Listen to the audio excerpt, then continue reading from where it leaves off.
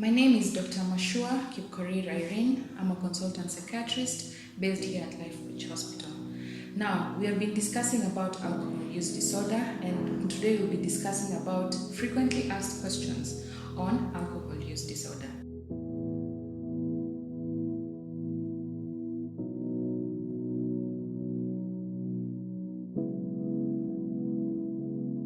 Now, as we know, our liver has so many functions, and one of the functions is to break down substances in the body. First of all, our liver is supposed to break down alcohol. Now, with excessive alcohol, we have the liver is now affected because it's not able to process all this liver in terms of metabolism. Now, one of the first signs of liver damage that we see is generally there's an explained weight loss. We have somebody having fatigue, they're generally tired. There's a pain on the upper right side of the abdomen. We also have nausea and vomiting, and also some people can have diarrhea, but it's not that common. So those are the first signs of early liver damage, but at times some people don't have these symptoms. Now, there are usually 3 symptoms of liver damage from alcohol, excessive alcohol use. Now, we have one is called fatty liver, and this is seen in radiology. Now, radiology means that somebody has done an ultrasound. You've been told that your liver has so much fat around it. Why is this happening? It's because with excessive alcohol, now the alcohol is not able to break down fats. And therefore, because the liver is not able to break down these excessive fats, the fats accumulate around the liver. So what you're seeing in an ultrasound, you're seeing too much fat surrounding the liver. We also have hepatitis. Hepatitis is generally inflammation of the liver that occurs because of excessive alcohol intake. Now, what somebody will see is jaundice. Somebody has excessive discoloration, yellowish discoloration around the eyes. Somebody also has yellowish discoloration of the palms. So what you'll generally see is you see a yellow person. Somebody who has been taking alcohol, but now they appear yellow. That's now called hepatitis.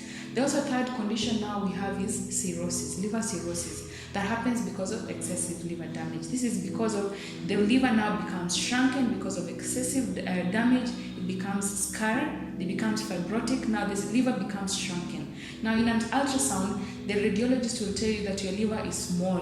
Now because of excessive damage, scar formation, fibrosis occurring, now the liver becomes very small in an ultrasound. So these 3 liver conditions now as a result of excessive alcohol damage is alcohol hepatitis, we have liver cirrhosis, and we have fatty liver. So those are the symptoms that we see as a result of excessive alcohol.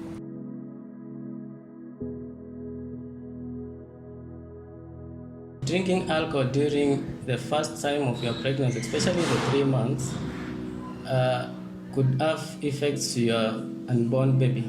These effects can be facial defects.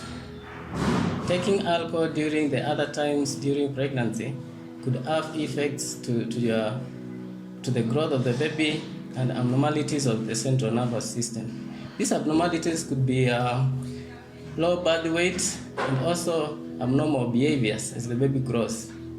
We could have other effects like miscarriage, body defects like hearing issues, heart defects, and also stillbirth.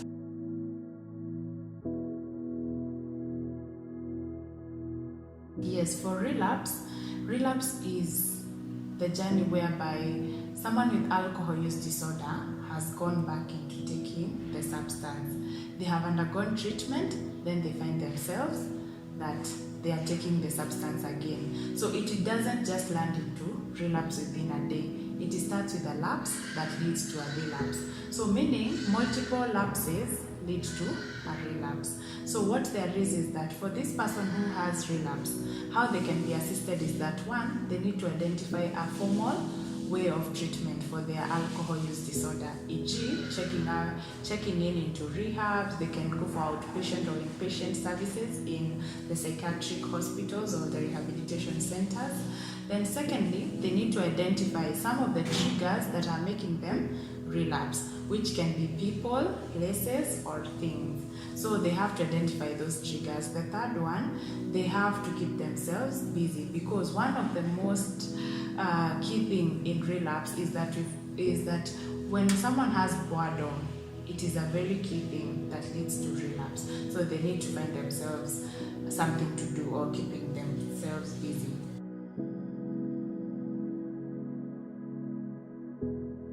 Drinking too much alcohol could raise your blood pressure to unhealthy levels.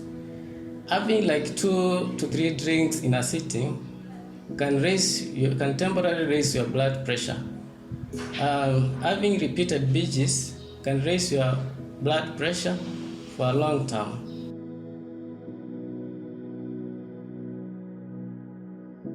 Too much alcohol may cause inflammation of the pancreas, what we call pancreatitis. When the pancreas is affected, the production of the insulin is impaired. This leads to diabetes.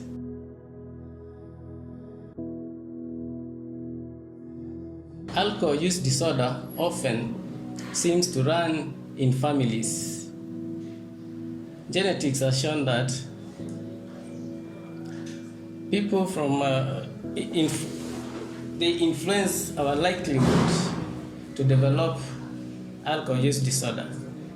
Research has shown that genes are responsible for almost 50% of the risks to suffer from alcohol use disorder.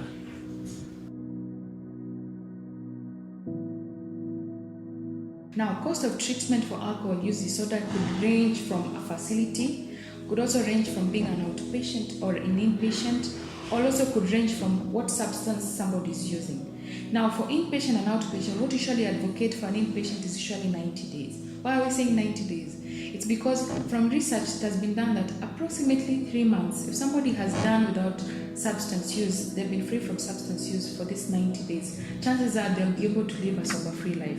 As compared to somebody just stopping alcohol or marijuana just for 2 days or 3 days, then you expect them to live a sober-free life. Chances are they will relapse sooner than later. Now, for cost of treatment, what we say for Life Beach Hospital, usually have a subsidized price. We charge $1,800 per day and usually for 90 days. Now, NHIF, we are very fortunate that NHIF has come to assist patients with alcohol use disorder or substance use disorder generally.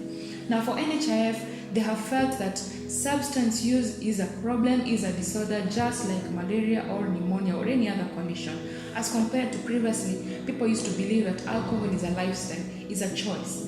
But nowadays we are seeing it is a disorder. Somebody cannot control themselves. So NHIF came up with a package of 60,000. They pay 60,000 as a package for each and every person who's undergoing a rehabilitation program. Now, for the civil servants, they're fortunate enough that they can walk in with their NHIF card to the facility at Life Beach Hospital. They can be treated for free. NHIF will cater for everything. So generally, you come with your card and you're treated for free. Be it counseling, be it treatment, be it food, be it accommodation. We are fortunate enough that it can be covered. So right now we are trying to subsidize and try and see that common mwananchi who has substance use disorder. They have a problem with alcohol, they have a problem with marijuana or muguka or miraa, which is known as heart. They have been struggling with it, but the relatives have come up to realize, hey, how do we assist this person? But they're not able to do it financially. So Life Beach, we've come up with a package that can assist each and every person to make it affordable for you and me.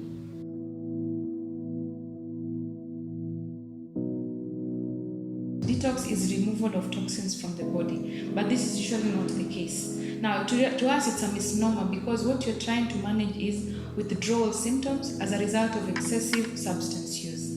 Now, addiction to substance use makes somebody becomes dependent to these substances, be it alcohol, be it marijuana, be it miraa. So when somebody is addicted to this substance and dependent on it, trying to stop it abruptly, somebody has withdrawal symptoms. Now, what are withdrawal symptoms? Withdrawal symptoms are those symptoms that somebody has when your body is trying to figure out what is happening especially after you become addicted to a substance. Example could be somebody could have sweating, they could have hallucinations. Like hallucinations, they're talking about they're seeing ghosts, they're seeing snakes, they're seeing frogs. They could have tremors, they could have irregular heartbeat, is pounding faster, slower. They could have fatigue, they're generally becoming tired. So those are some of the withdrawal symptoms that somebody has. So what you're trying to do in the medical detoxification, also known as detox, we're trying to manage these withdrawal symptoms. Now, how do we manage this withdrawal symptoms? We give medication that will try and neutralize these symptoms, or try and stabilize somebody, or try and assist them overcome these symptoms that they're having, like fatigue or hallucinations. Like, for example, hallucinations. We give them medication that they're called antipsychotics to try and calm them down so that they're not able to see these frogs or snakes or whatever they're going through. So medical detoxification usually takes a period of 1 to 2 weeks. But usually there's no cut-off period that we say now detox is 1 or 2 weeks. Why are we saying that? It's because it depends on a human being. It depends on somebody.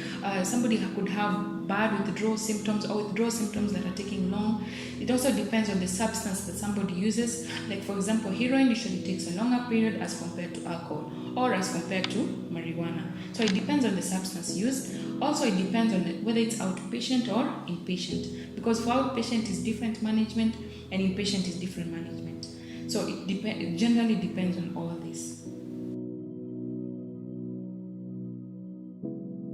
COVID-19 pandemic has contributed also in alcohol use, because most people coped with their stressors with the alcohol. When you find like parents who are not used to the fact that their children are at home for quite some time, the same parents maybe were retrenched from work, businesses were closed, which were a source of living. So many people tend to cope with alcohol use as a form of coping with their stressors. So for the pandemic, it highly contributed to the alcohol use disorder, because those people who are unable to deal with their day-to-day stressors ended up resulting to the use of alcohol.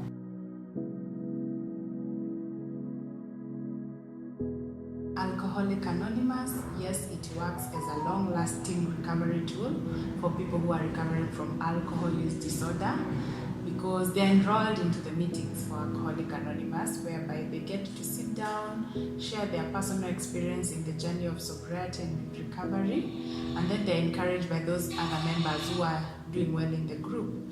And as well, during treatment, remember they are taken through the 12 steps of Alcoholic Anonymous. So they get to understand these 12 steps better when they are attending those Alcoholic Anonymous meetings and groups. So these Alcoholic Anonymous groups have worked for over roughly 80 years. So this shows it's a long-lasting tool for recovery with someone who has alcohol use disorder.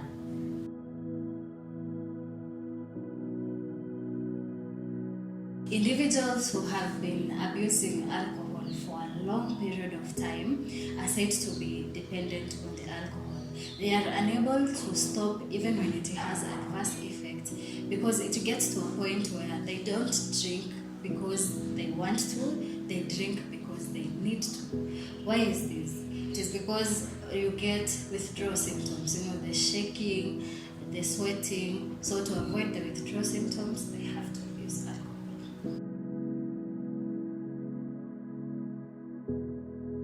Some medication are given to prevent alcoholic cravings, for example, naltrexone. Then there's the antabuse, which is also called the disulfiram. Now, this one, when you take alcohol and you have the medication, it causes adverse effects.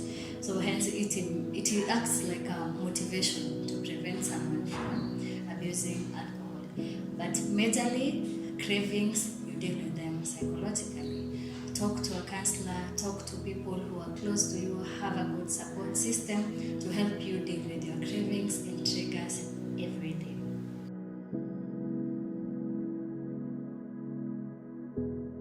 Mental health problems prevent a person from functioning normally, from doing day-to-day activities. Hence, the psychological and the mental effects of alcohol are significant enough to classify alcohol use disorder